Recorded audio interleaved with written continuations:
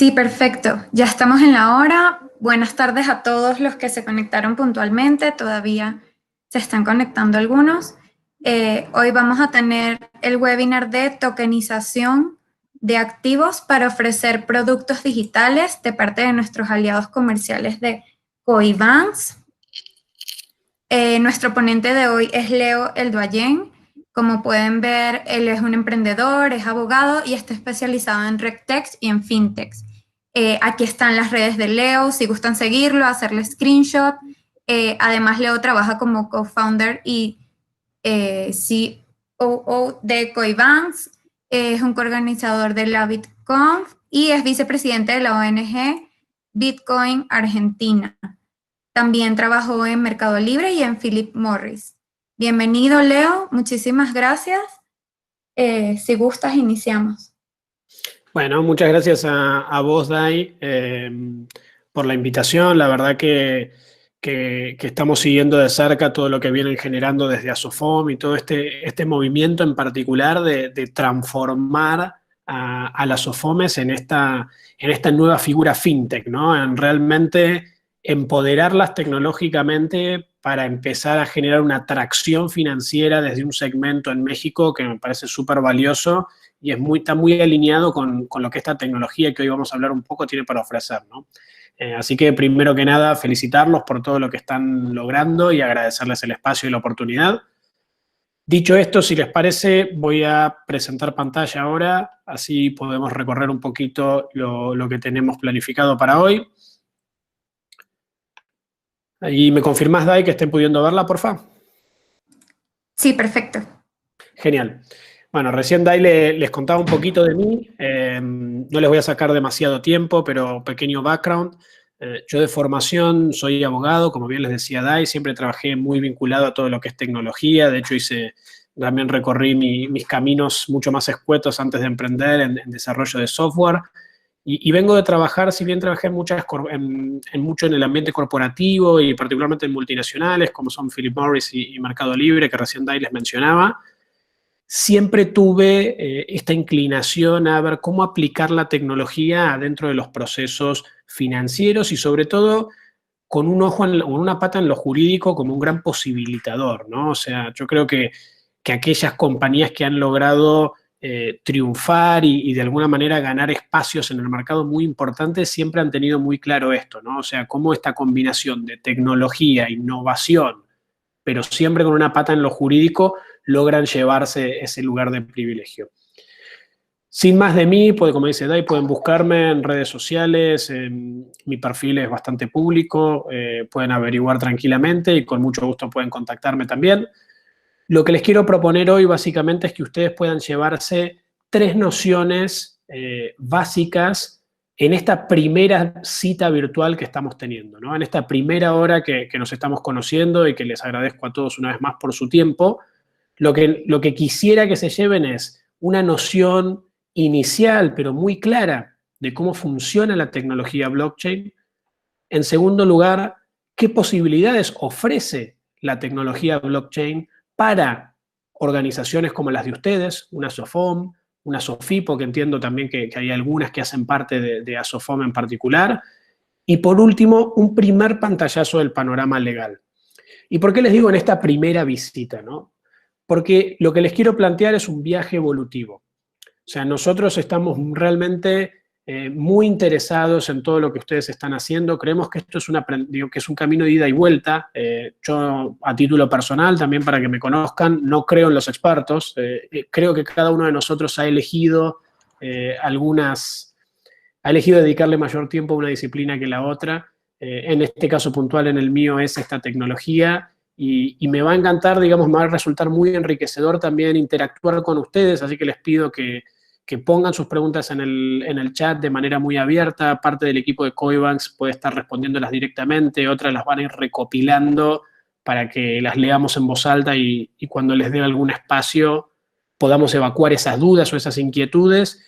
Y como les decía, nosotros queremos plantear un camino evolutivo. Probablemente vamos a estar lanzando nuevas pláticas en un par de semanas. Tenemos pensado un cronograma al principio de unas 3, en donde queremos ir agregándole conocimiento a esto que vamos a ver hoy, ¿no? Tómense la plática de hoy como una primera inducción, como el conocernos, el entender las primeras nociones, y si todo nos sale bien y si contamos más que nada con el apoyo no solo de Asofom, sino con el de ustedes, probablemente para el final del camino podamos crear cosas muy importantes. Creo que el momento realmente es único, particularmente en México. Ustedes mejor que nadie saben que ya se están reglamentando distintos aspectos de la ley FinTech. Supongo que muchos también estarán al tanto que acaba de cerrar la primera convocatoria para el sandbox con el challenge regulatorio dentro del ámbito de la CNBB, en donde están buscando nuevos modelos de negocio novedosos, como ellos le dicen. También estamos participando allí, implementando y buscando apoyo para algunas de las cosas que hoy estaremos platicando. Así que sin mayor más, me voy a poner aquí un pequeño timer para no demorar los demás, y en el poquito menos de una hora que nos queda, la idea es que se lleven estas 3 nociones, que se las repito por si alguno acaba de sumarse. Un primer entendimiento de la tecnología blockchain y cómo funciona, qué potencialidad tiene para las SOFOMs y un primer pantallazo legal. Así que cualquier duda que tengan, por favor, las escriben en el chat, y muchas gracias una vez más por su tiempo. Empezando entonces. Y les quiero plantear este recorrido desde un lugar bastante, si quieren, cronológico, ¿no? O sea, hoy todo lo que nosotros conocemos de Internet, arbitrariamente, digamos, a nosotros nos gusta etiquetarlo como Internet de la información. ¿Y por qué llamamos a Internet de la información? Porque básicamente todo lo que ustedes hagan hoy online, o nosotros, incluso cuando tenemos la sensación de estar moviendo dinero a través de la red, en realidad lo que estamos moviendo es información. Por ejemplo, cuando yo pongo mi tarjeta de crédito en un e-commerce, no estoy realmente enviando dinero a través de la red. Lo que yo estoy haciendo es enviándole una autorización, es decir, datos, a mi entidad crediticia, bancaria o financiera, diciéndole autorizo a que debite saldo de mi cuenta y acredite saldo en la cuenta de esta otra persona. O sea, no es realmente el dinero que viaja por la red, sino que estamos mandando información a alguien, en este caso un intermediario, una entidad financiera, que maneja estos saldos por nosotros, ¿verdad? Esta manera de interactuar con formas de valor, y ahora me refiero no solo a dinero, sino pues todas cosas que nosotros les damos valor, puede ser dinero en el sentido, si quieren, más formal de la palabra, puede ser un commodity, puede ser un crédito, puede ser un documento.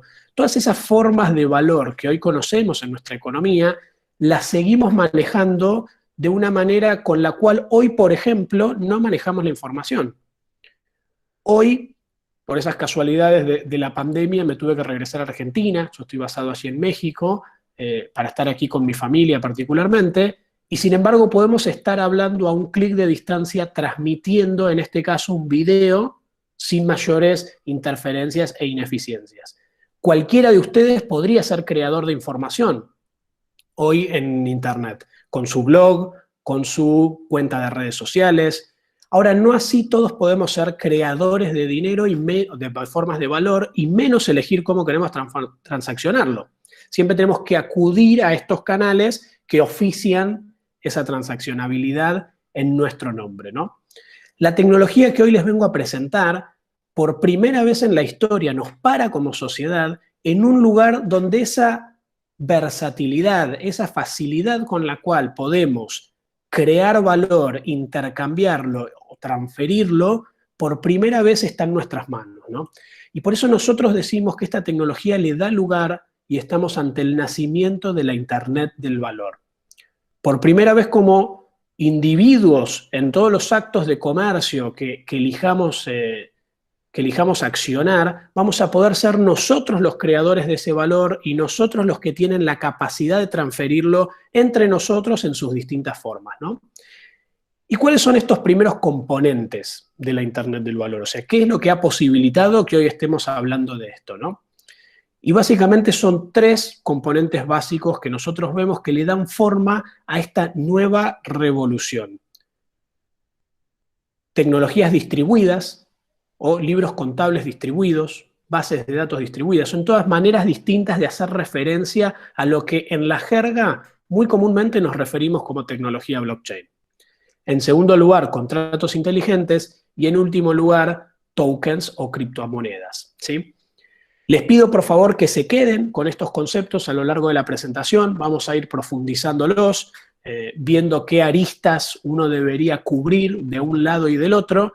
Y una vez más, por más que ahora por ahí les suene un poquito amplio todo esto, si todo nos sale bien, como siempre digo, vamos a terminar con que cada uno de ustedes hoy pueda regresar a sus casas con una idea mucho más básica de esto.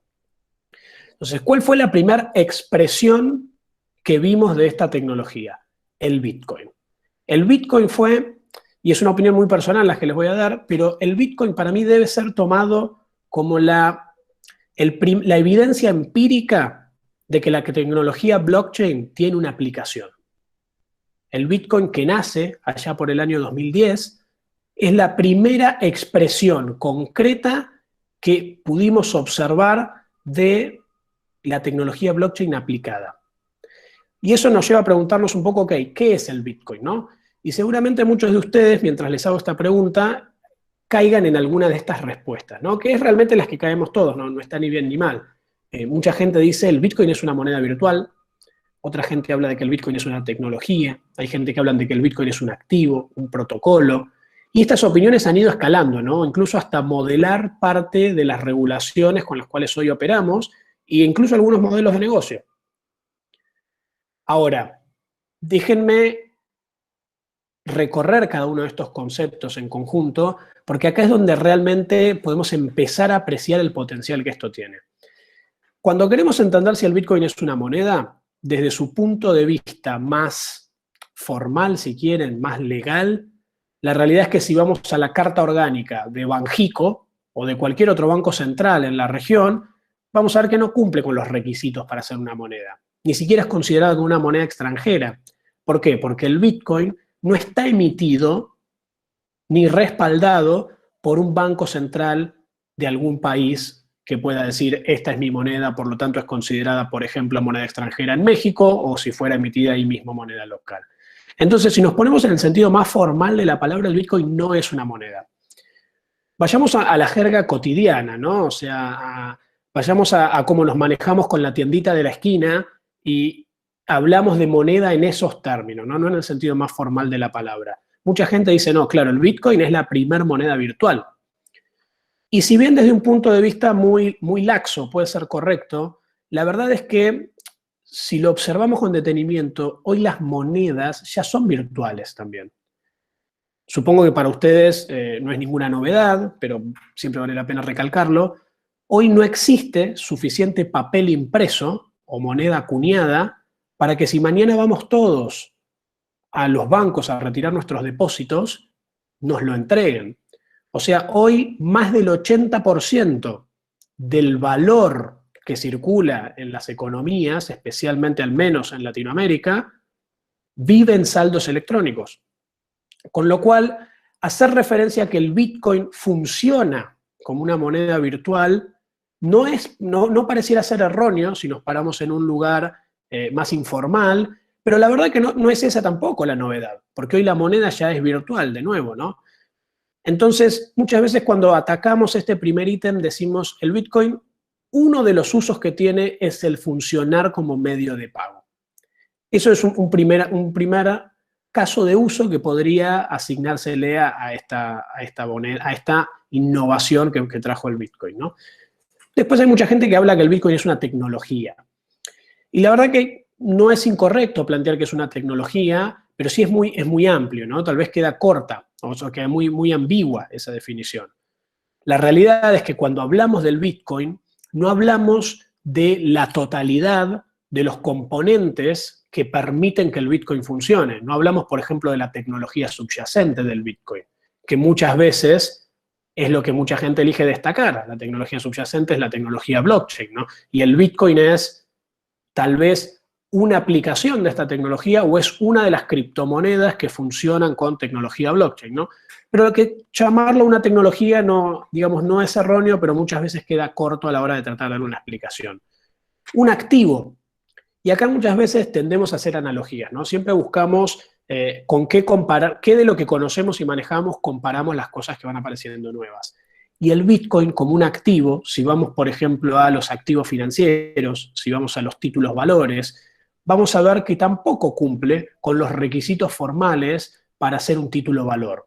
Principalmente porque carece de formalidad en muchos casos, ¿no? O sea, de formalidad me refiero a las características formales que se le exigen a un título valor. Entonces, podemos tratarlo como un activo desde el punto de vista de su uso. Por ejemplo, en mi caso personal, tengo gran porcentaje de mi patrimonio invertido en Bitcoin, porque me parece de los pocos instrumentos financieros, si me permiten el término, que actúa como deflacionario. Y eso para mí es un gran incentivo para atesorar valor a largo plazo. ¿Lo estoy utilizando como un activo de refugio de valor? Podríamos decir que sí. Ahora es importante entender que no es considerado un activo financiero en los términos más formales. Y por último tenemos la definición de un protocolo. ¿Qué es un protocolo básicamente, ¿no? ¿Cómo funciona un protocolo? Básicamente un protocolo hoy en día mayormente reflejado en líneas de programación, en un software, lo que hace es setear las reglas por las cuales distintos entes o stakeholders, como se los suele llamar, interactúan en un entorno determinado. En este caso, todos los componentes de la red blockchain, particularmente la blockchain del Bitcoin, porque como ya vamos a ver, existen varias blockchains que cada una tiene su criptomoneda. No se desesperen si suena muy confuso, ya lo veremos. Pero básicamente elegimos, todos los que nos suscribimos a ese protocolo y lo utilizamos, nos regimos por las reglas que el protocolo tiene predefinidas para que todos interactuemos y participemos, ¿no? Desde este sentido técnicamente más puro, sí es muy, es muy literalmente correcto hacer referencia a que el Bitcoin es un protocolo, la blockchain del Bitcoin es un protocolo. Ahora, como han visto, yo creo que intentar encasillar algo con tanto potencial y con tantas acepciones es de alguna manera ponerle una cerca al cielo, decimos de una manera, ¿no? La realidad es que puede ser utilizada esta tecnología de múltiples maneras, con lo cual un poco la etiqueta que le querramos colocar va a depender de qué queremos hacer con ella. Y no me parece para nada erróneo hablar de que cumple con todas las anteriores, excluyendo las cuestiones formales que recién vimos particularmente, ¿no? ¿Y dónde hoy se está utilizando Bitcoin? Básicamente, hoy Bitcoin se está utilizando en muchas industrias, pero hay 4 que suelen sobresalir. Las remesas, ustedes obviamente no hace falta que se lo explique, lo conocen mejor que yo, pero hoy la ruta remesadora Estados Unidos-México, si no me equivoco, es la más grande del mundo, y tiene comisiones mayormente arriba del 3-4%. Ustedes piensen que cuando envían Bitcoin de un lugar a otro del mundo, no importa dónde lo estén enviando, lo que estamos haciendo es enviar el valor y yo elijo qué comisión quiero pagar. De hecho, para darles una referencia muy clara, hoy pagando 10 centavos de dólar, una transacción en la red de Bitcoin se acredita en más o menos unos 10 a 20 minutos. Y hace menos de un año, exactamente no recuerdo cuándo, probé hacer una transacción pagando 0. No quise pagar nada. Se acreditó en 22 días, ¿no? Ahí está el gran abanico, la gran amplitud que manejamos. Pero para que tengan una idea, el poder elegir cuánto quiero pagar y transferir valor de un lado a otro con liquidez en ambas partes, tiene muchísimo valor. Y de hecho, hoy, hace no mucho, uno de los exchanges de criptomonedas más grandes de México, Bitso, seguramente lo conocen, procesó de hecho el 5% de las remesas México-Estados Unidos. Otra gran área en donde esta tecnología se ve muy fuertemente aplicada es en el gaming. Probablemente muchos de ustedes tengan hijos y en esta pandemia se vio particularmente acelerado este tema. Todos los intangibles, los valores digitales en ecosistemas de juegos, de videojuegos, de gamification, han cobrado y van a seguir cobrando muchísimo valor. Piensen en un chico de 10 años que está jugando con su PlayStation y que no tiene la tarjeta de crédito del padre para comprarse la nueva armadura de su muñequito, pero que sí lo que ha ganado en el juego se le ha recompensado con alguna forma de criptomoneda o de moneda virtual o de activo virtual. Y luego puede invertirlo en mejorar sus personajes. Todo eso hoy está funcionando realmente con mucha atracción. Y ni hablar de lo que es gambling, si quisieran, ¿no? De todo lo que son apuestas online. Se está utilizando mucho para lo que es especulación financiera. Piensen que el Bitcoin, si quieren, es, al menos en mi escaso conocimiento, es el único ejemplo de competencia totalmente perfecta, de mercado con competencia totalmente perfecta que conozco. Es un mercado que no cierra nunca, que no hay players que puedan estar poniéndole límites y regulándolo de manera fáctica. Tal vez sí lo hacen formalmente, con regulaciones que acompañan, con resoluciones, pero en definitiva no tienen la posibilidad fáctica de frenar una operación, de condicionarla. A lo sumo lo que hacen es setear consecuencias por realizar un tipo de operaciones que el regulador no quiere incentivar, ¿no? Entonces piensen en un mercado que no cierra nunca, que está operando 24/7 los 365 días del año. Y piensen en un mercado que se rige completamente por la oferta y la demanda. No vale lo mismo el Bitcoin en México que en Argentina. Y no vale lo mismo en México que en Colombia y en Colombia que en Argentina. Y dentro de México no vale lo mismo en Ciudad de México que en Querétaro, que en Tijuana. ¿Por qué? Puramente por la oferta y la demanda. Y no vale lo mismo el Bitcoin en un lugar donde lo puedo comprar con tarjeta bancaria, con transacción bancaria, haciendo un SPAY. No vale lo mismo en un lugar donde lo puedo comprar con tarjeta y no vale lo mismo en un lugar donde lo puedo comprar con efectivo. Está constantemente regulándose dependiendo de las necesidades coyunturales de cada subsector o subgrupo de actores. Y por último, como les decía con mi ejemplo personal, como medio de atesoramiento. O sea, ustedes piensen que el Bitcoin, de alguna manera, no solo tiene una escasez real. Hoy, por ejemplo, el oro es realmente escaso, pero no sabemos cuánto oro hay. Sabemos que no va a haber más del que ya hay, pero no sabemos cuánto oro hay realmente y cuánto falta por descubrirse. En el caso del Bitcoin, tenemos una escasez matemática. Yo les podría decir exactamente hoy cuántos Bitcoins hay en circulación, cuántos va a haber en 10 minutos y cuántos va a haber en 3 años. Eso, si pensamos en una teoría económica muy básica, en donde una oferta no solo escasa, sino conocible, y una demanda creciente, porque cada vez empezamos a usar esta tecnología para más cosas, la teoría económica dice que debería traducirse en precio. Y ahí es donde mucha gente elige utilizarlo como refugio de valor a largo plazo, porque creen estos fundamentales que irán sucediendo, ¿no? Alguno tal vez está pensando que sepa un poco más. Sí, en el 2017, diciembre de 2017, el Bitcoin llegó a valer $20.000. Hoy vale casi 10.000, ¿no? Entonces, como refugio de valor, si tomamos esos parámetros, no habría funcionado muy bien a alguien que hizo una inversión en ese momento. Y esto tiene que ver con lo que les decía antes, ¿no? Con esta competencia perfecta y este total libre mercado. En el 2017 una sobreespeculación sobre el precio del Bitcoin que terminó generando un precio irreal que luego se corrigió. Digamos, son las dos caras de la misma moneda.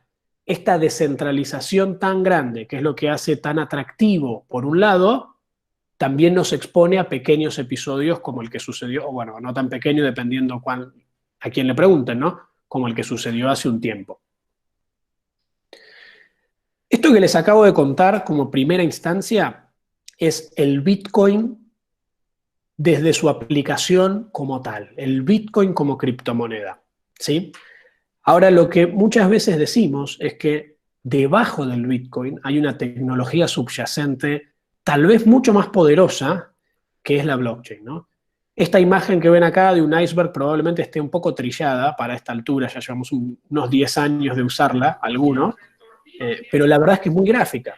O sea, todo lo que permite esta tecnología, que ahora vamos a ver en mucho detalle también, es probablemente mucho más potente que lo que les acabo de contar del Bitcoin, que tal vez sea algo completamente disruptivo. O sea, muchos hablan de esta combinación criptomonedas y blockchain como la innovación de la última década, ¿no? Casi equiparándola con Internet. Y esto es un primer concepto que parece muy sencillo, pero es muy, muy, muy importante. La primera figura que ven aquí, la figura A, refleja una base de datos centralizada. Asumo que todos manejan ya el concepto de base de datos, pero solo por las dudas voy a hacer una pequeña aclaración. Una base de datos, piénsenlo como un repositorio de información. Podemos tener una aplicación, una página web, lo que ustedes quieran, que al momento de operar, de registrarse un usuario, de transaccionar, volvemos a este repositorio de información y decimos, si Leo le envió 10 a Dai, hacemos Leo menos 10, Dai más 10. Si Leo repagó su crédito en fecha, Leo scoring más 1. Todo ese repositorio de información se maneja en una base de datos. Si nos remontamos a los años 90, las bases de datos eran mayormente, casi en su totalidad, centralizadas. Y estamos hablando de grandes corporaciones, de bancos, en donde es la típica imagen, si quieren, de esos servidores de películas con guardias en la puerta que lo custodian, digamos, era el servidor madre, ¿no? Que le pasaba algo a eso y se caía el sistema. Hoy en día, la verdad es que ya estamos trabajando con bases de datos descentralizadas. ¿Qué es esta segunda imagen que ven ahí, ¿no? La figura B, en donde tenemos distribuida, en realidad no distribuida, sino descentralizada, esa información en distintos puntos focales. Tal vez el punto focal que ven arriba a la izquierda maneja un subgrupo de usuarios, maneja una región en específica. Tal vez no todos los puntos focales, no todos los nodos, como se les llama a cada uno de esos puntos, tienen capacidad de generar registros en este repositorio de información, pero sí todos tienen la capacidad de recibir registros de algunos pocos que sí la generan. Y este esquema descentralizado obviamente aumenta la seguridad y la resiliencia de una red, ¿no? ¿Por qué? Porque si yo llego a tener un punto de falla en alguno de los nodos, que para hacérselo muy sencillo, un nodo o estos pequeños puntos focales que ven acá son servidores. No hay mucho misterio atrás, no es ni más ni menos que eso, ¿no? Si llega a fallar alguno de esos, sigo teniendo el resto que al menos resguardan otra parte de la información o que tienen un pequeño backup de hasta alguna fecha determinada. Lo que trae a la mesa la tecnología blockchain es este concepto de red distribuida, en donde todos los nodos, como los ven ahí, tienen igual importancia y están todos conectados unos con otros a través de esta red que termina dibujándose, ¿no? Y esto es elevar todavía más la resiliencia de una base de datos, su transparencia y su seguridad. ¿Por qué? Vamos a ser bien absurdos. Se cae un meteorito en la Tierra y borra la mitad de esos nodos, seguimos teniendo otra mitad que tienen absolutamente la misma información sincronizada en el mismo tiempo y validada por todos. Si quisieran verlo, es como una especie de teoría de juego en donde ninguno confía en nadie particularmente, pero todos confiamos en el colectivo. O sea, cada vez que uno de estos puntos focales quiere registrar una transacción, entre todos se están auditando. O sea, si yo digo, Leo le envió a Dai, hay uno de estos nodos que es el que primero va a recoger esa transacción y va a decir, ok, Leo está enviando una unidad. ¿Leo tiene una unidad? Sí. ¿Lo está enviando a Dai, que es una cuenta que existe? Sí. ¿No se lo están enviando a nadie más al mismo tiempo para evitar un doble gasto? Sí. Perfecto. Entonces lo registro y le aviso a todo el resto. Y todo el resto va a auditar lo mismo y lo va a incorporar en su propia base de datos. Y si recuerdan, uno de los conceptos que les planteé al inicio de la plática era el de Distributed Ledger, libro contable distribuido, registro distribuido. Todos llevamos nuestro propio registro de balances. Todos sabemos que Leo pagó la cuota y le mejoró el scoring, que tiene tanto disponible para consumir de crédito. Y esa información está propagada en todos los nodos de esta red distribuida. Con lo cual no dependemos de un solo server, no dependemos de una base de datos en específico, sino que estamos trabajando y descansando en la resiliencia de una red mundial que nos provee este servicio. Una gran pregunta es, y me voy a adelantar un chiquitito y ahora volvemos, ¿por qué esta gente que veíamos acá, que tiene que invertir en servidores, en refrigeración, en internet, en desarrolladores, por qué esa gente hace lo que hace? No digo que no haya gente buena entre nosotros, ojalá ustedes sean muchos de esos, pero sí no hay tantos filántropos, eso estoy seguro. Y la verdad es que lo hacen porque tienen una retribución económica. ¿Cuál es esa retribución económica? en el caso de la blockchain de Bitcoin, por ejemplo, el Bitcoin. O sea, todas estas personas que gastan energía, refrigeración, internet, sueldos en mantener esto andando, el mismo protocolo dice: señores servidores, ustedes que forman parte de esta red y se toman el trabajo de validar las transacciones y de llevar un registro contable distribuido de todos los balances y toda la información, los voy a premiar dándoles bitcoins. Si quisieran verlo desde un enfoque muy financiero, la emisión primaria de los bitcoins es hacia estas personas que ven aquí. El protocolo, el software, los crea, se los da a ellos, y luego esta gente que tiene que pagar sueldos, que tiene que pagarle a los servers, que tiene que pagarle al internet, vende estos bitcoins en el mercado haciendo una colocación secundaria, si quisieran, y ahí es donde empieza a circular y a cascadear el bitcoin, ¿no? ¿Y quién le va a comprar el bitcoin a estas personas? Un trader, un chico que quiere jugar un videojuego, alguien que quiere hacer una remesa, alguien que quiere atesorar a largo plazo, etcétera, etcétera. Ahora, volvamos acá. Este esquema distribuido que les mostré puede ser completamente abierto, en donde cualquiera se compra un servidor, se descarga el protocolo, que una vez más es un software, lo instala en su servidor y pasa a ser parte de la red. O podemos tener redes que no son tan abiertas, en donde no cualquiera puede ser parte de esa red, ¿no? Y ahí empezamos en esta disyuntiva de redes públicas o privadas, redes permisionadas o no permisionadas. El Bitcoin, por ejemplo, es una red no permisionada. Ethereum, que tal vez hayan escuchado de ella, es una red no permisionada. RSK es una red no permisionada. Hay otras redes, como puede ser R3, Hyperledger, como puede ser Ethereum Enterprise, que son permisionadas. ¿Qué quiere decir una red permisionada? Que todos estos puntitos que ven acá en la figura C, no es que cualquiera puede instalarse el software y ser parte. Solamente van a poder aquellos que quienes la crearon autoricen a que participen. Y esto tiene ventajas y desventajas, ¿no? Piensen en una red no permisionada como tener una sociedad con 10.000 socios, en donde si queremos cambiar una pequeña coma del protocolo, tenemos que poner a más del 50% de acuerdo, cuando ni los conocemos, no sabemos cómo contactarlos más allá por el protocolo mismo, es realmente muy complejo. Ahora, esto le quita un poco su flexibilidad, pero le agrega muchísima seguridad.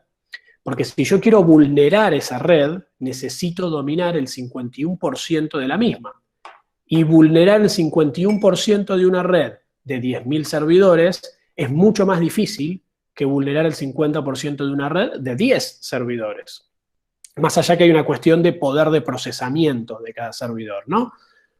En el caso de una red privada, tenemos la flexibilidad de manejar una especie de club de amigos, si quieren, ¿no? O de grupos con intereses comunes. Tenemos la desventaja de la seguridad. Pero empiezan a aparecer esquemas híbridos muy interesantes. Por ejemplo, que los servidores que hacen parte de la red privada sean muy potentes, como por ahí es el de un banco. Y encima lo que hagamos en esta red privada, igual después de trabajar en esta red privada, elegimos grabarlo en una red no privada o no permisionada. Entonces empezamos a tener lo mejor de los dos mundos, ¿no?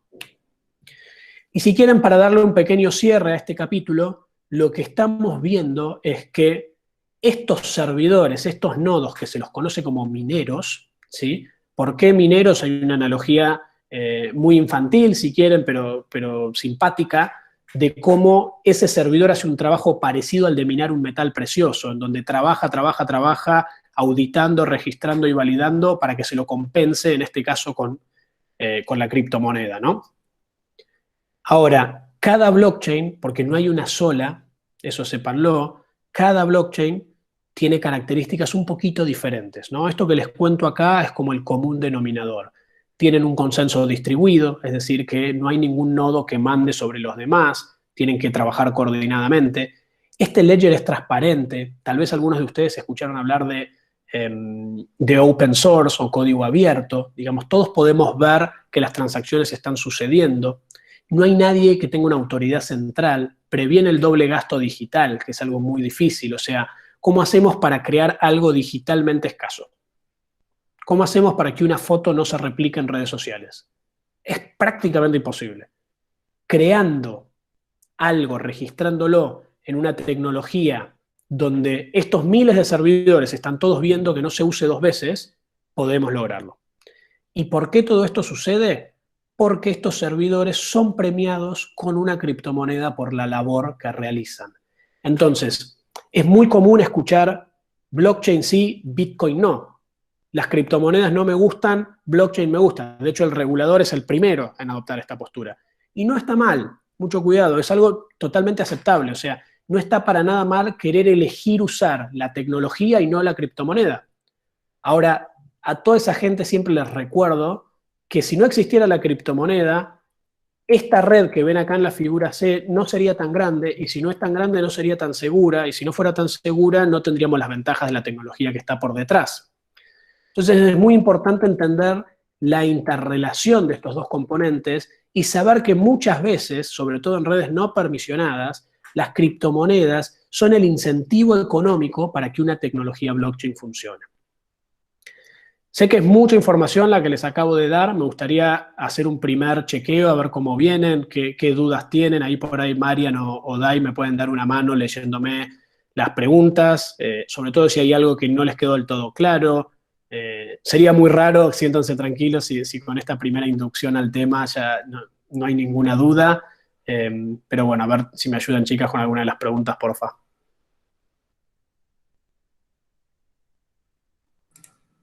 Sí, hola por aquí. La pregunta que había visto anteriormente en el chat se refería al tema de la ley FinTech y Mariana comentó que ya justamente pues tú lo ibas a mencionar en la presentación, que es de parte Es de correcto. Freddy.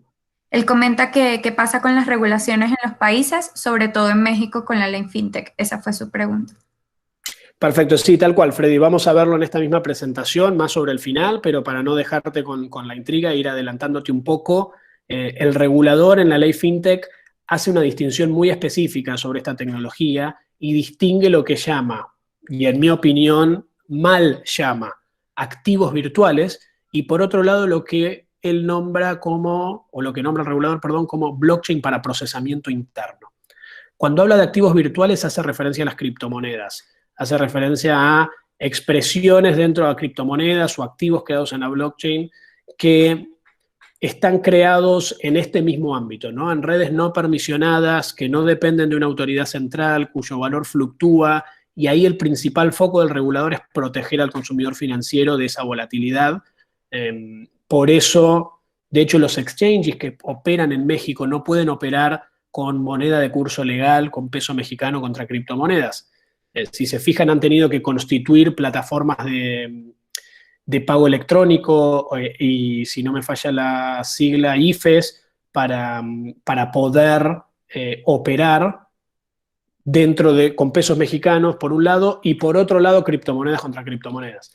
Y cuando habla de blockchain para procesamiento interno, habla de la utilización de la tecnología para otras cuestiones que ya vamos a ver también, pero son dentro del marco de procesos financieros y registrales, que ahí sí el regulador de alguna manera hasta lo incentiva. De hecho, si ven los comentarios de la ley, es bastante gráfico cuando se abrió a debate, ¿no? Vamos a verlo con un poquito más de detalle, pero no quería, Freddy, dejarte sin responder la pregunta. ¿Alguna más, Dai, que tengamos por ahí? Por los momentos no.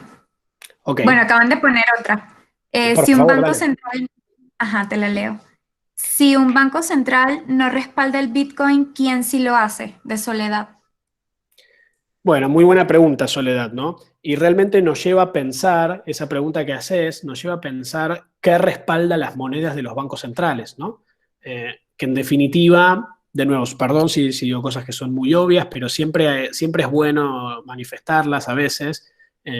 Hoy las monedas de los bancos centrales no están respaldadas por sus reservas.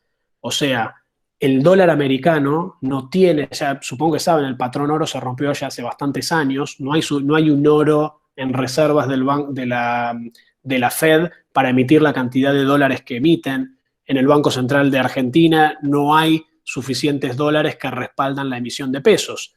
Entonces, ¿qué es lo que está respaldando esa moneda? La confianza en ese Estado en particular, que dice yo voy a responder por ese billete emitido, por esa moneda acuñada.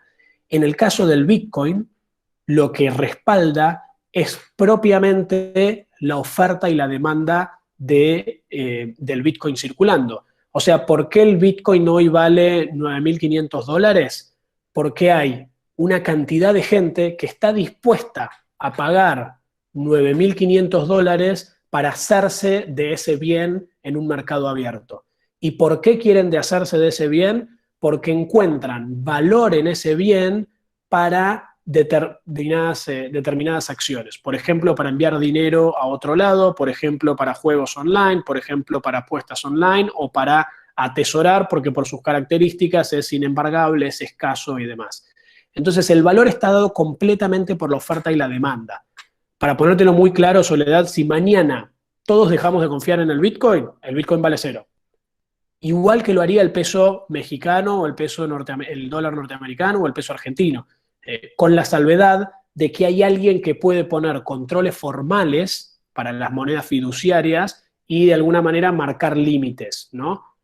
Lamentablemente en mi país es el claro ejemplo de que incluso a veces eso no funciona, ¿no? Estamos en una devaluación histórica y camino a una hiperinflación. Pero en definitiva, para responderte concretamente, el Bitcoin vale porque hay gente que está dispuesta a adquirirlo a un precio determinado para realizar distintas acciones. Y ese precio lo determina mayormente la relación entre esa oferta y esa demanda. Y muchas veces la gente lo quiere utilizar para algunas cosas, te voy a poner mi ejemplo puntual, yo lo quiero utilizar como medio de atesoramiento porque me tomé el trabajo de entenderlo técnicamente y entiendo que tener algo que está respaldado por esos 10.000 servidores y que es inembargable y que es seudónimo, o sea, el Bitcoin no es anónimo, habrán leído miles de veces el Bitcoin es para los narcos porque no se puede saber dónde están, pero la realidad es que el Bitcoin no es anónimo, sino que es seudónimo. Entonces no está exponiendo mis datos personales, lo puedo llevar en mi celular, puedo transferirlo por centavos, tiene liquidez en todo el mundo y si alguien quisiera hackearlo tiene que dominar 10.000 servidores. Eso para mí son características que yo busco en un instrumento para atesorar valor de largo plazo. Entonces estoy dispuesto a entregar moneda al curso legal para adquirirlo. Si hay tanta gente como yo y otros tantos que lo quieren para determinadas cosas y otra tanta gente que está dispuesto a venderlo, de ahí surge el precio, ¿no? Y ese es el valor, y digamos, esta ecuación bastante subjetiva es lo que le da valor al Bitcoin, ¿no? ¿Seguimos, Dai, o tenés alguna otra por ahí? Sí, por aquí hay una pregunta más. Es de Rafael Álvarez. Nos pregunta si las instalaciones de los miners son diferentes de las de los ledgers.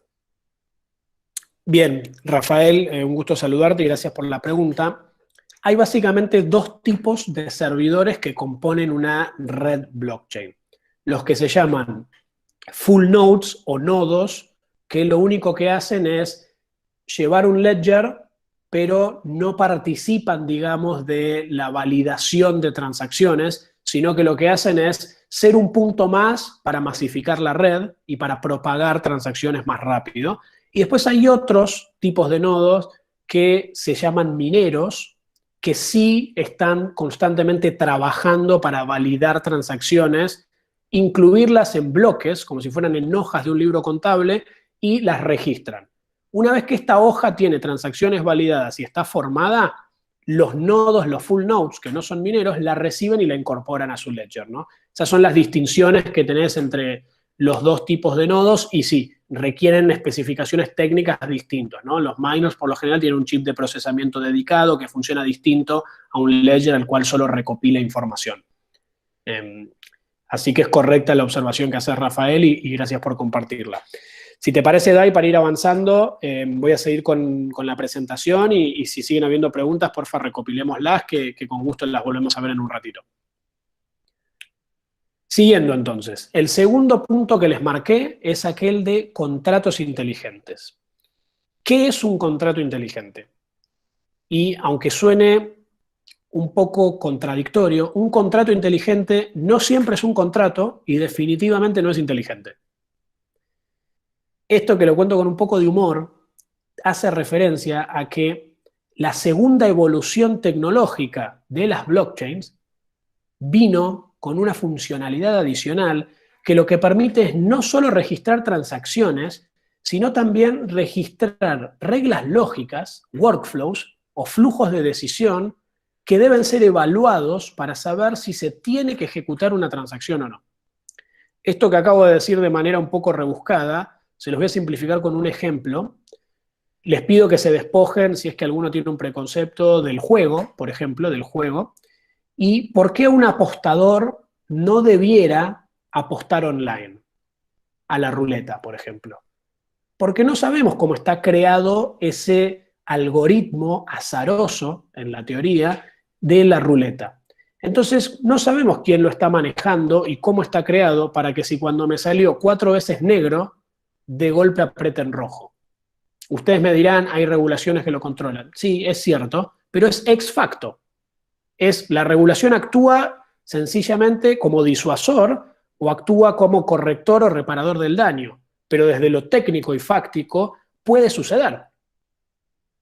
¿Y por qué entonces los casinos online no abren su código? No dicen, señores, miren, este es el source code, este es mi código fuente, fíjense que yo soy transparente y realmente es azaroso. Por la misma razón que no lo hace un banco. Porque se estarían exponiendo a múltiples vectores de ataques en términos de seguridad informática. Hay millones de dólares que corren por ahí. Entonces, es como que yo les abra la puerta de la cocina de mi casa. Van a ver dónde escondemos los trapos sucios, como decimos aquí, ¿no? Imagínense que yo pudiera registrar ese algoritmo azaroso en una red en donde si alguien quisiera atacarlo o modificarlo, tiene que vulnerar más de 5.000 servidores de manera simultánea. Esa es la potencia de la blockchain. Yo puedo registrar un programa, un software, que no solo va a ejecutar una transacción, sino que se va a fijar qué tiene que suceder para ejecutar una transacción y le puedo mostrar a todo el mundo cómo funciona porque estoy protegido por si quieren de alguna manera llamarlo, en esta economía colaborativa de servidores. Entonces yo les puedo decir, este es el algoritmo de mi casino online, y fíjense que no soy un estafador, funciona bien, úsenlo. Ese pequeño programa que valida condiciones que pueden venir de una aplicación, por ejemplo, un caso no muy feliz, y espero que por favor ninguno se lo tome mal, imagínense con los sismos. Una compañía de seguros registra un contrato inteligente en donde le dice, fíjate en estas cadenas televisivas, en sus páginas web, si reportan un sismo arriba de 7 en la escala de Richter, fíjate en esa zona geográfica donde se reportó si alguno de nuestros clientes tiene una póliza antisismo y la tiene activa, y si se cumplieron las dos condiciones, ejecuta el pago. No estés mirando ninguna condición subjetiva. Si es un seguro paramétrico, digamos, ¿no? Hay que validar la condición objetiva y se ejecuta. Me estoy garantizando que se ejecutó de manera automática, programable y con la seguridad de esta red que acabamos de describir. Imagínense un seguro por defunción. Vamos al Registro Nacional de las Personas, si encontramos, y cuando digo vamos, digo el programa lo hace, ¿no? Consulta el sistema del Registro Nacional de las Personas, si hay un acta de defunción y hay un seguro con la cuota al día, se ejecuta el pago al beneficiario.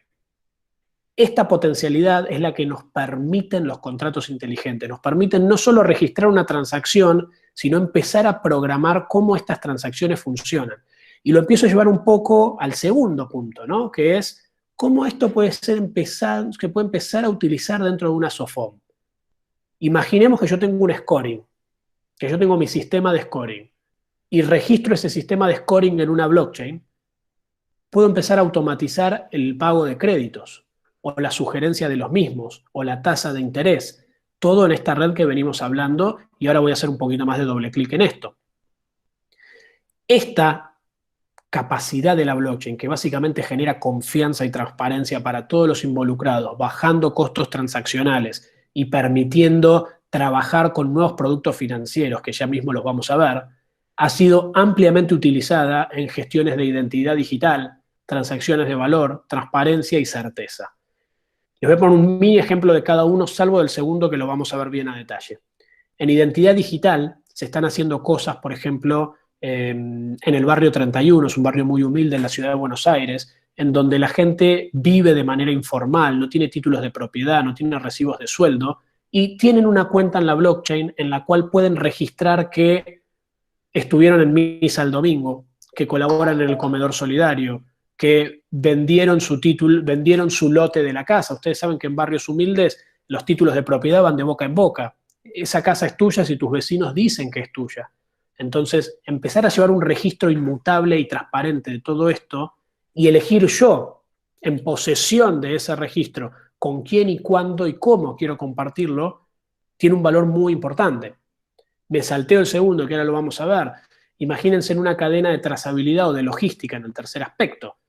Un camión que tiene que llevar un envío refrigerado y llega en mala condición el envío a quien lo debe recibir, o pensemos el ejemplo al revés, llega en buenas condiciones, pero ¿cómo sé si no se rompió la cadena de frío? Y hoy en día te muestran, mira, este es mi termómetro, este es el Excel que generó mi termómetro, acá lo tenés, nunca se rompió la cadena de frío. Depende de qué, lo que vos me quieras mostrar. Si ese termómetro estuviera registrando de manera constante ese valor en una red como una blockchain, podríamos ir a consultar la blockchain abiertamente, sabiendo que nadie lo pudo manipular, y sabemos si cumplió o no las condiciones. Y les digo un paso más, si las cumplió, sabemos que el pago se puede ejecutar automáticamente. Certeza digital, firma digital. Saber que yo estoy creando una cuenta en la blockchain que se le asigna un par de claves, mi propio PIN, y que eso se generó de manera única. Recuerden cuando le hablé de escasez digital, y yo puedo firmar con eso, por ejemplo, ¿no? Pero con esto le doy un poco cierre a este primer capítulo de blockchain y vamos a meternos de lleno en lo que nos compete, que es, dentro del mundo financiero, qué oportunidades tenemos, ¿no? Y es este manejo y esta creación de activos financieros. Nuevos instrumentos digitales que permiten funcionar sobre esta tecnología. Imagínense un contrato inteligente. Recuerden que un contrato inteligente es este programita que en base a un input, a una entrada de información, genera un resultado, ¿no? Imagínense un programa que diga, fíjate en esta cuenta bancaria, cuántos pesos hay, y crea la misma cantidad de pesos en la blockchain. Estamos creando un criptopeso, por ejemplo. Estamos creando lo que se llama un token, y ahí les introduzco el tercer término que vimos al principio de la presentación, que es una representación digital de valor que vive en la blockchain. Cuando hablamos de token, no hacemos referencia a los tokens bancarios, sino que estamos haciendo referencia a un activo que existe en el mundo real, que mediante un contrato inteligente creamos un activo, una representación digital de ese activo en la blockchain. Imagínenselo como un espejo de lo que hay, en este caso en la cuenta bancaria, lo espejamos en la blockchain. Y al tenerlo viviendo en una blockchain, lo puedo transaccionar mucho más barato, mucho más rápido, puedo programar encima de ese activo cómo quiero que se transaccione. Y vamos a ver algunos casos muy, pero muy concretos, que ya empezamos a meternos en qué cuestiones debería hoy estar viendo el segmento financiero en México y en toda Latinoamérica para empezar a hacer con esto. Imagínense una factura de crédito, una factura por cobrar, ¿sí? Probablemente muchos de ustedes hagan factoraje, pero imagínense que pudiéramos darle una representación digital a una factura. Y antes que alguno o alguna se me aventure, sé que hoy el SAT permite hacer facturación digital, incluso hasta te obliga a hacer facturación digital, eso es muy cierto. Ahora, ¿cuál es el gran problema que de alguna manera se enfrentan ustedes que hoy hacen factoraje? No podemos saber si esa factura fue cancelada, fue aceptada, fue pagada, hasta que efectivamente no se paga. Imagínense si esa factura que emite el SAT pudiéramos tomarla, espejarla en una red blockchain y darle un flujo transaccional. Decir, yo tengo una factura en mi poder, en mi plataforma web, y la transfiero. ¿Y cómo sé que la puedo transferir? Porque está firmado con ese par de claves únicas. ¿Y cómo sé que representa esa factura? Porque me conecté con el SAT y sé que solo es esa factura. Entonces podríamos empezar a hacer factoraje, si quisieran, como medio de pago. Podría agarrar yo mi factura y decir, Dai, te debo 200 pesos, te envío 210 de los derechos de cobro de esta factura. ¿Y cómo te los envío? Con una representación digital que vive en la blockchain. O podríamos hacer un crowd factoring, si quisieran. ¿Por qué? Porque ese token, esa representación de la factura, básicamente funciona como una criptomoneda. Hereda las características de una criptomoneda. Entonces podríamos fraccionarla y decir, vendo el 10% de esta factura, porque necesito liquidez por el 10%, no por la totalidad. Imagínense que pudiéramos otorgar créditos de manera automática e incluso tal vez con objeto. Es decir, yo estoy en la plataforma online de la SOFOME número 1 o número 2 o la que quieran, digamos, sencillamente un ejemplo arbitrario, y quiero aplicar para un crédito en la compra de mobiliario para mi oficina. Ese scoring que ustedes ya manejan de manera tan sofisticada y que es un arte realmente saber quién es buen y mal pagador, podría ser el input de información que un contrato inteligente en la blockchain reciba y diga, la SOFOME número 3 me dice que tiene buen scoring, le habilito tanto dinero, se lo acredito en una billetera virtual o en una plataforma web y solo se lo dejo consumir en productos que estén etiquetados como mobiliario de oficina. No solo estoy ahorrándome todas las comisiones bancarias de los space y otros instrumentos que pueda tener en el medio, sobre todo si muchos de ustedes deben acceder mediante plataformas como STP, por ejemplo, pero sino que me estoy garantizando desde lo técnico y desde lo fáctico que ese crédito se va a consumir en un objeto determinado. Y encima, cuando se pague la cuota, voy a poder incorporar y retroalimentar ese scoring en la blockchain. Imagínense que pudieran representar en tokens sus cuotas por cobrar. Es decir, Leo sacó un crédito, tiene 12 cuotas por cobrar, por pagar todavía. Yo que soy, digo, les pasa a ustedes, lo deben conocer mejor que yo, pero tienen toda su colocación ya hecha. Y esto es como la ley de Murphy, ¿no? Cuando tienen dinero no tienen clientes y cuando tienen clientes nos falta dinero, ¿no? Siempre pasa en todos los ámbitos. Supongamos que tienen todo su dinero prestable, toda su capacidad prestable colocada, pero siguen teniendo clientes y que no tengamos que requerir de un escribano, de la firma de un contrato para vender mi cartera a descuento a mi SOFOME amiga con la cual colaboramos, sino que pueda tener esas cuotas por cobrar espejadas digitalmente en una blockchain, con lo cual todos estamos tranquilos que son inmutables, que son transparentes y que son seguras, y las transferimos a cambio de dinero en una plataforma online y que es auditable por todos. Yo me hice de liquidez, mi SOFOME compañera se hizo de cuotas por cobrar, sigo atendiendo a mis clientes. Y hasta incluso piensen si podemos automatizar eso. Máquinas prendarias. He visto que muchas de ustedes también trabajan, de sus compañías, con máquinas prendarias para su financiamiento, en donde está la particularidad de quienes ocupan el ownership de ese financiamiento. Si son ustedes pueden disponer de la máquina, pero cuando vamos a un modelo crowd, donde todos invierten y la titularidad de alguna manera se granula, es más difícil tomar decisiones sobre eso. Imagínense si las decisiones estuvieran preprogramadas en un contrato inteligente. Vamos a pactar que todos los que inviertan en este tractor, absolutamente todos, suscriben a estas reglas. Y esas reglas están escritas en un contrato inteligente.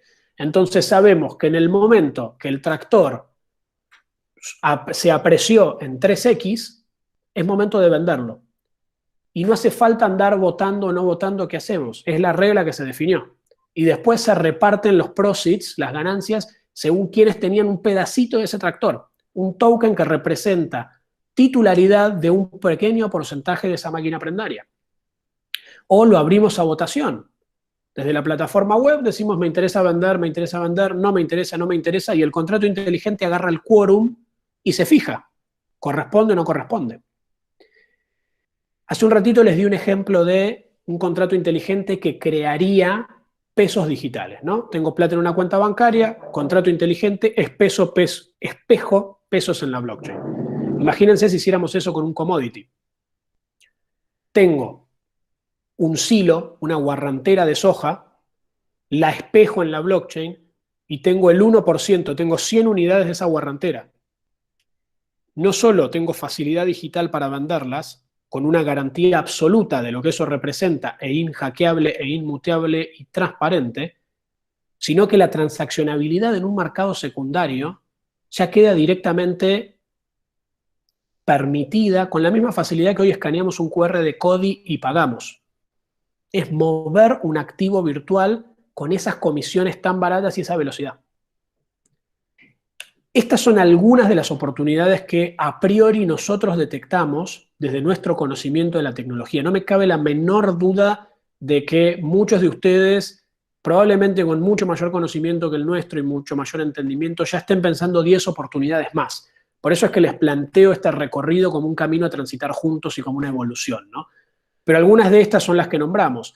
Scoring en blockchain, automatizar la originación en base a contratos inteligentes, un crowd marketplace financiado. Suena súper fancy, súper complejo, pero no solo podemos tener un marketplace donde otorgo un crédito con objeto, sino que hasta podríamos financiar ese crédito de manera crowd para que se consuma en un objeto determinado. Nuevos activos financieros digitales. El ejemplo que les di de las máquinas prendarias, de las facturas, de la soja, ¿no? Y ahora viene la gran pregunta de mi amigo Freddy. Acá deberíamos tener algún espacio para preguntas. Supongo que hay algunas, Dai. Me voy a acelerar un poquito, así cumplimos todos los 3 puntos. Y aquellos que quieran quedarse unos 10 minutos más, de mil amores me voy a quedar conectado para responder preguntas. Así que si las tienen, porfa, anótenlas, no se las olviden, ¿no? Pero la gran pregunta y la gran amenaza de todo esto, si quisieran, ¿es legal o no es legal? Y acá básicamente hay dos grandes vertientes. Una que versa sobre la legalidad o no de la tecnología en sí, y otra que es sobre la legalidad del modelo de negocios con esa tecnología aplicada. La tecnología en sí, ya se los digo, es legal en todos los países de Latinoamérica, salvo Bolivia, Ecuador y Venezuela. Hasta incluso están reglamentadas las cargas impositivas, está reglamentada si paga impuesto a la renta, si no paga impuesto a la renta, cómo se declara, cómo no se declara. Muchas veces de manera explícita y otras tantas sencillamente por los principios del derecho. Todo aquello que no esté explícitamente prohibido está permitido, ¿sí? Que muchos players financieros, sobre todo bancos comerciales y algunos reguladores en particular, traben su uso comercial, sencillamente es una expresión de su intención de que no avance tan rápido, ¿no? De intentar ponerle esta cerca al cielo, una analogía muy gráfica. Ahora, el regulador se ha expresado como ilegal en términos de la tecnología en estos 3 países. En todo el resto le dio un marco a su uso. Y después está la legalidad de los modelos de negocio en particular o no, que eso es un poco lo que tenemos que analizar en cada uno de los casos que les dije. Por ejemplo, en el caso de México, volviendo a las facturas no son securities. Incluso una factura de un AAA, pagadera por un AAA, no es un título valor. En Argentina sí lo es. En Colombia está camino a hacerlo. Entonces ahí es donde hay que ver caso por caso, pero les cuento que mucho de lo que acabamos de ver se puede hacer incluso en México, ¿no? Después hay cuestiones que versan directamente sobre la CNBB, por ejemplo, en lo que tiene que ver con, yo voy a hacer un crowd marketplace financiado. Ese tractor, ¿voy a hacer oferta pública? Y bueno, tengo que presentarme ante CNBB, hacer un folleto, presentarlo, que me lo aprueben, quién va a ser mi colocador, mi fiduciario si es que aplica. Ahora, yo lo hago solo para inversores calificados y profesionales, con montos predeterminados. ¿Aplica? Estoy dentro del marco de la ley. Si yo quisiera revenderme carteras entre SOFOMES reguladas con objeto específico ante el regulador, ¿podemos hacerlo utilizando tecnología blockchain? Podemos hacerlo utilizando tecnología blockchain. Y acá es donde me voy a adelantar, les voy a contar un poquito el panorama en México muy por arriba, un poco profundizando en lo que le dije a Freddy, ¿no? Y esto básicamente es, hay 4 cosas que tenemos que tener en cuenta. Una es la captación de fondos. ¿Están autorizados para captar fondos de terceros y prestarlos? ¿O para captar fondos de terceros y hacer un crowd selling, por ejemplo? Hay SOFOMES que sí, que están reguladas y tienen permiso para eso. Hay otras que no están reguladas. Ahí no cambia la tecnología blockchain en esta ecuación. Activos virtuales, y la ley FinTech. Acá está el mayor asterisco. Si quieren se los comparto también, por si alguno no tuvo chance de leerlo. La ley FinTech, cuando habla específicamente de activos virtuales, hace referencia a activos virtuales como Bitcoin y otras monedas análogas, en donde no hay un ente que las regule, donde su precio fluctúe y sean habla de libre circulación, haciendo referencia a que se pueden tradear en un exchange, las puedo tener, digamos, en cualquier ecosistema no permisionado.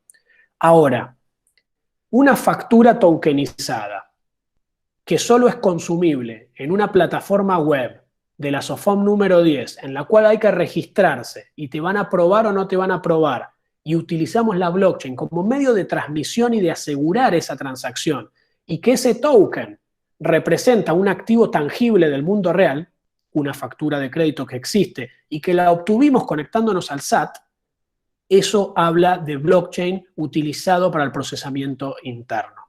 Y esto se los digo de primera boca, luego de haber estado reunido en Banxico y en CNBB. Esa es la interpretación que no solo surge de la ley, sino que le dan. La utilización de blockchain para representar activos que ya existen y colocarlos de manera que la ley prevea oferta pública, siguiendo los pasos que hay que hacerlo, o en ecosistemas cerrados dentro de grupos considerados inversores profesionales o habilitados para esa actividad, está permitido y hasta es algo deseado que busca empujar el regulador, ¿no? Licencia fintech. En nada que le estoy contando acá hay una intermediación de fondos que hoy ustedes no puedan hacer, y cuando hablo de ustedes me refiero a SOFOMES reguladas, ¿sí? No estamos intermediando más allá de lo que hoy tal vez ya hacen o pueden hacer. Digamos, más allá que algunos puedan prestar solo con su propio balance sheet y otros tengan la posibilidad de captar para luego prestar. Pero en definitiva no les aplica una licencia fintech para este tipo de soluciones específicamente, ¿no? Una licencia fintech, probablemente lo sepan, pero le va a aplicar, por ejemplo, a las wallets de pagos, que están captando fondos de usuarios y dándoles un saldo virtual a cambio, sin tener una figura jurídica atrás que los avale, que ustedes sí la tienen. Ese es como un panorama que complementa un poco lo que les decía antes, lo que le respondía a Freddy. Y para terminar, hay mucho de esto, digamos, que ya está siendo utilizado. De hecho, nosotros venimos de aplicarlo en el gobierno de Dubái, que tiene una iniciativa de tecnologizar todo su sistema financiero y de gobierno en los próximos 5 años. Esta es la evolución que ha tenido Dubái. Obviamente no depende solo de la tecnología blockchain, pero lo que les quiero transmitir es que es digamos, la predisposición y la actitud frente a la innovación, ¿no? Singapur es otro gran polo a nivel mundial de innovación, así cambió en estos 20 años. Y estos son tal vez los 4 países mejor plantados hoy en nivel de innovación en el mundo, específicamente con esta tecnología. Y nosotros creemos que en Latinoamérica y específicamente en México hay muchísimas condiciones que están dadas para poder sumar una banderita aquí, principalmente por esto. La informalidad que todavía manejamos, y si lo piensan, esta infraestructura financiera, esta tecnología, sumado a gente con ganas de innovar, como lo hace a SOFOM, y con el marco regulatorio correcto, que hoy ya lo tenemos, y ustedes como miembros, da la posibilidad de dar este paso. Que no es un paso que les estoy viniendo a proponer alocadamente, lo dio la industria de la música, lo dio la información, lo dio el ocio, lo dio el transporte, llegó el momento de llevar ese nivel de innovación a las transacciones de valor y a los activos financieros. Y nos encantaría caminar ese camino junto con ASOFOM y con todos ustedes. Perdón que me excedí unos pequeños minutos, no quería dejar de contarles un poco todo lo que acabamos de ver. Acá tienen mis datos, aquellos que se quieran quedar para alguna pregunta adicional o que quieran debatir alguna idea, con mucho gusto los acompaño un rato más, siempre que la gente de ASOFOM no tenga problema con eso, DAI. Y si no, siéntanse libres de escribirnos, tanto a la compañía, a mí personalmente, y como les dije, nos vamos a estar viendo nuevamente, ojalá que muchos de ustedes puedan repetir, y si no pueden repetir, que sepan que está la información a disposición y que inviten a sus colegas que hoy no han podido venir, porque realmente tenemos planes muy ambiciosos para hacer en conjunto y no quisiéramos que ninguno se quede afuera. Muchas gracias. Dai, te cedo la palabra si querés dar un pequeño marco de cierre y, como ha dicho recién, a disposición para unas preguntas adicionales. Sí, Leo, muchas gracias por tu tiempo. No tengo problema si quieres responder a un par de preguntas más. Justamente aquí estaba viendo una que hizo Freddy hace rato, que dice: mencionabas de un número finito de Bitcoin, pero ¿cuántas hay y cuál es la expectativa a largo plazo que ésta se incorpore a la economía de los países? En el caso de Bitcoin, por protocolo está definido que nunca va a haber más de 21 millones de Bitcoin. Hoy ya hay emitidos casi 18 millones.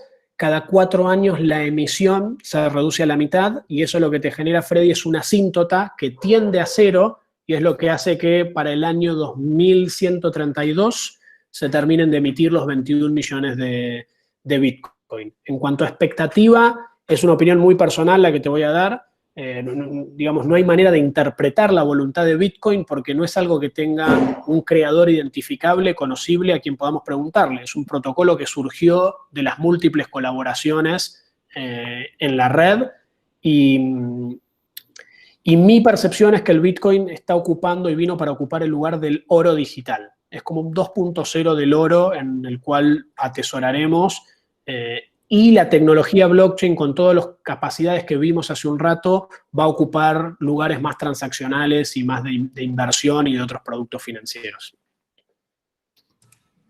Perfecto. Mariana ayudó a responder algunas de las preguntas. Buenísimo. No sé si quedaron claras. Si quieren algo más, por favor, escríbanlo en el chat. Y leo esta. ¿Tienes algún ejemplo relacionado con identidad digital?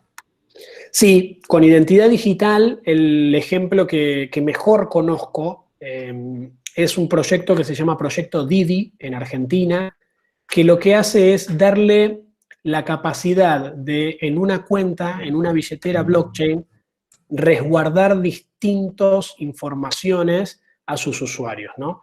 Los usuarios son gente de un barrio muy humilde que no tienen currículum, no tienen la educación para hacerlo, no tienen títulos de propiedad, y sin embargo sí tienen una vida económica activa dentro del marco de la informalidad. Entonces funciona con lo que llamamos attestations. Pensá en una attestation, David, como si fuera una testificación, en su sentido más literal de la palabra. Entonces, como les dije durante la presentación, si vendiste artículos online, hay una testificación del sistema de que generaste estas ventas. Si compraste una casa o la vendiste, se genera una testificación en el sistema que se visualiza en tu billetera de que ahora eso pasó de manos. Si colaborás los domingos en la iglesia, el padre, tal vez, el cura, hace una testificación de eso también. Y esa suma de testificaciones habla de tu reputación social. Y esa reputación social, económica, tal vez es más valiosa que lo que dice tu cédula de identidad sobre vos. Y vos, en control de esa información, elegís con quién compartirla y por cuánto tiempo. Tal vez quiero ir a tu Sofom, David, y te digo, mira, este es mi perfil, te lo comparto por 3 días, haceme una propuesta para un crédito. Se te terminaron las 72 horas y no tenés más acceso a mi perfil con mis testificaciones. Y supongamos que me diste un crédito y que yo te lo repagué, vos vas a testificar automáticamente que yo te repagué un crédito a vos. Y eso va construyendo mi identidad, ¿no? Otro proyecto muy interesante en identidad que no conozco tanto porque es del extranjero es uno que se llama Uport. Uport, se los dejo ahí escrito por si quieren verlo. Y Proyecto Didi. Son los dos que he tenido la chance de ver en mayor medida y realmente muy interesantes los dos. Perfecto. Esta creo que quedó un poquito medias. David Castillo preguntó, Leo, has mencionado esta tecnología como inhackeable. Sin embargo, ya ha habido fraudes en ese ambiente. Súper interesante. Muchas gracias, David, por tu consulta. Y esa es una distinción muy, muy, muy importante que está buenísimo que nos quede a todos claro, ¿no? En la historia, en los 10 años de historia de esta tecnología, nunca se ha hackeado una transacción. O sea, no es que yo envíe una transacción a David, por ejemplo, y un hacker logró interceptarla y desviarla o quedarse con los fondos. Y nunca han logrado vulnerar el protocolo, nunca han logrado vulnerar más de la mitad de los servidores y decir, Dai tenía 10, le saco 10 a Dai, me los pongo a mí porque me interesa, ¿no? Lo que sí ha pasado muchas veces, y esto es lo que hace mención David, es que se han vulnerado, se han hackeado cuentas en específico.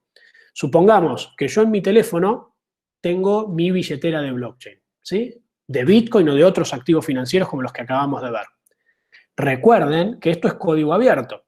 Entonces yo podría ver en un explorador de la blockchain, que es básicamente un browser que muestra cómo están transaccionándose y los balances que se están manejando, lo muestra de manera encriptada. No podemos ver, Leo es el dueño de esta cuenta, ¿sí? Pero vemos un ID que tiene muchos bitcoins, supongamos. Y tal vez quiero intentar hackear ese ID. Y si la cuenta que protege ese ID es 1234, en algún momento lo van a lograr y hackean una cuenta.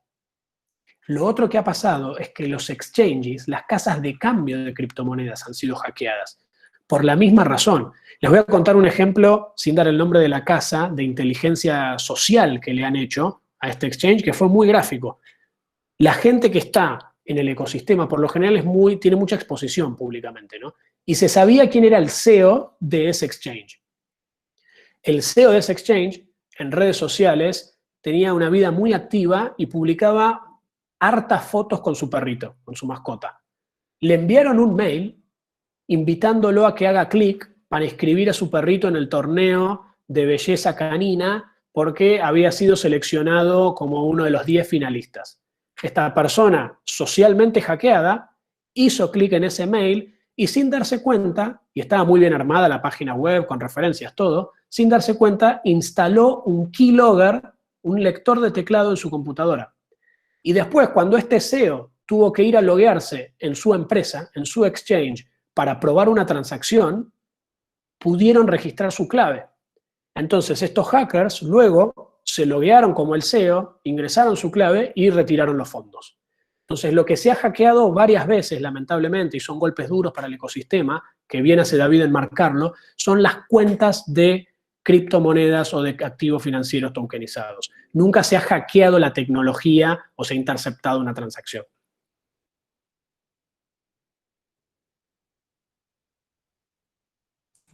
Perfecto, Leo. Si quieres te leo la última pregunta para no extendernos más. Dale. Nos dicen, bueno, leo estas dos seguidas. Tulio Núñez dice, hola David, los fraudes que se han presentado se dieron en plataformas que están centralizadas, y esto es como una respuesta. David Castellán, la blockchain de Ethereum sí ha sufrido hackeos, ¿no? David hizo un poco de research, David, me parece, muy bien. David, primero que nada, agradecerte también la pregunta y contarte que lo que sucedió en la blockchain de Ethereum, que es uno de los protocolos que permiten contratos inteligentes, realmente fue lo que se llama una bifurcación de la red, ¿sí? Es algo que yo no le dediqué demasiado tiempo en la presentación porque es un poquito técnico, pero ¿recuerdan la analogía con las hojas de un libro contable? Que vamos cargándolas de transacciones y cada hoja es un bloque. Bueno, la hoja que sigue, como si fuera un libro rubricado, están denominadas, están en orden. Con lo cual, todos los bloques de la blockchain están encadenados. En el caso de Ethereum, lo que pasó fue que con un contrato inteligente que se llamó DDAO, por sus siglas en inglés, Decentralized Autonomous Organization, había generado una laguna técnica. Este concepto es realmente, tuvo grandes consecuencias, pero es muy interesante desde lo teórico. Hasta ahora conocemos las lagunas legales, ¿no? ¿Qué es una laguna legal? Digamos, estamos en una situación donde ninguna regulación nos permite saber cómo operar ni destrabar un conflicto en particular. Una laguna técnica sucede cuando, por ejemplo, uno crea un contrato inteligente y permite que sucedan cosas que no tenía la intención de hacerlo. ¿Qué fue lo que le pasó a DDAO? DDAO era un fondo de inversión, en donde cada uno mandaba un Ether, una criptomoneda, y recibía un voto, ¿sí? Entonces imagínense que nosotros 69 valientes que todavía seguimos en esta charla, mandamos un Ether, nos devuelven un voto, y DAI de Asofom nos va a traer proyectos para invertir. En su página web van a ir diciendo, señores inversores, elijan en qué quieren invertir. Ese contrato inteligente tenía las reglas de quórum ya programadas. Entonces, en base a la cantidad de votos, se ejecutaba un uso de los fondos para invertir o no en un proyecto. Esa es parte de la lógica que hablábamos en la presentación. Ahora, ese contrato fue programado de una manera que no previó una función. Y la voy a sobresimplificar. Tulio, lo voy a usar de ejemplo a mi buen amigo Tulio, apretó Control F4 y se llevó todos los fondos. Literal, 160 millones de dólares. Todos nosotros, los otros 68, dijimos, Tulio nos hackeó. Y Tulio agarró un micrófono, se asesoró legalmente y dijo, de ninguna manera, señores. Ustedes crearon este contrato inteligente y ustedes setearon las reglas que por las cuales se iba a regir este contrato. Yo no pude ni discutirlas. Es como un contrato de adhesión de una tarjeta de crédito.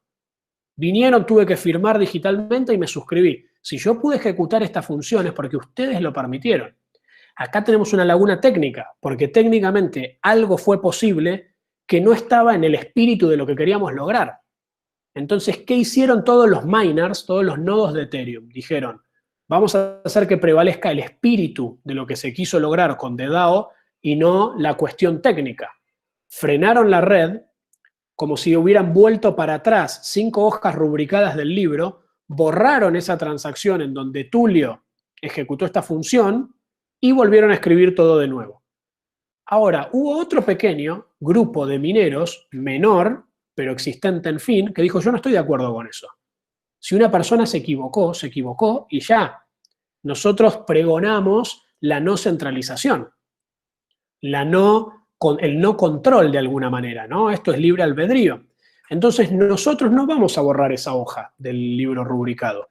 Y se produjo una bifurcación, es decir, una cantidad de miners que llevaban un balance y otra cantidad de miners que llevaron otro balance, ¿no? Eso fue lo que pasó con la red de Ethereum específicamente. Se llama una bifurcación o un hard fork, básicamente. Y hoy pueden ver que existe Ethereum Classic y Ethereum, que son las dos monedas que se desprendieron de esta bifurcación del protocolo. Perfecto, muchísimas gracias Leo por tu tiempo y a todos los asistentes. Les recordamos que el video de este webinar se va a subir en nuestro canal de YouTube, Azofon Oficial. Por favor síganos para que puedan ver todos los webinars que tenemos para ustedes. Y si tienen alguna duda, nos pueden contactar a Azofon, pueden contactar a Leo en los correos que les dio. Y si gustan la presentación, igual pueden dejarnos su correo aquí o contactar a sus coordinadoras en Azofon. Muchísimas gracias, Leo, por estar aquí y a todos ustedes.